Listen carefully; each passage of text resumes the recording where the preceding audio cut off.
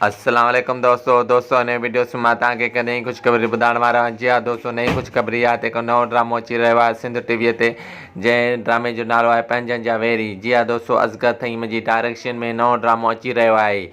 इन ड्रामे जी रिकॉर्डिंग में हली रही आहे। जी हा दोस्तों, मां तव्हांखे ॿुधाईंदो हलां त हिन ड्रामे में कहिड़ा कहिड़ा मशहूरु अदाकार कमु कंदा करे रहिया आहिनि ऐं हीउ ड्रामो कॾहिं हलाए वेंदो, मुकमल डेट मां तव्हांखे हिन वीडियो में ॿुधाइण वारो आहियां। पर दोस्तों, असांजी हिकु नंढी गुज़ारिश आहे, जेकर तव्हां मुंहिंजे यूट्यूब चैनल खे सब्सक्राइब न आहे त महिरबानी करे मुंहिंजे यूट्यूब चैनल खे ज़रूरु सब्सक्राइब कंदा। हलूं था पंहिंजे मेन वीडियो जी तरह।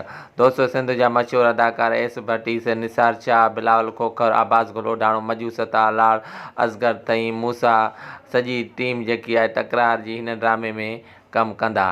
जी हा दोस्तों, हिन ड्रामे जी रिकॉर्डिंग हली रही आहे। नादिया चना, सादिया चना बि हिन ड्रामे में कास्ट कया विया आहिनि ऐं हिन ड्रामे जी रिकॉर्डिंग तेज़ीअ सां हली रही आहे। दादू लोकेशन ते, दादूअ में ऐं सुठी सुठी लोकेशन ते हीउ ड्रामो रिकॉर्डिंग कयो पियो वञे ऐं हीउ ड्रामो इंशाअल्लाह मथे महीने में हलायो वेंदो सिंध टीवीअ ते। जी हा दोस्तों, भलो तमामु सुठो ड्रामो आहे, तव्हांखे ॾिसण लाइ मिलंदो सिंध टीवी चैनल ते, ॾिसण न विसारिजो। दोस्तों, उमेद कयां थो हीउ वीडियो तव्हांखे ज़रूरु पसंदि आयो, त वधीक वीडियो ॾिसण लाइ असांजी यूट्यूब चैनल सब्सक्राइब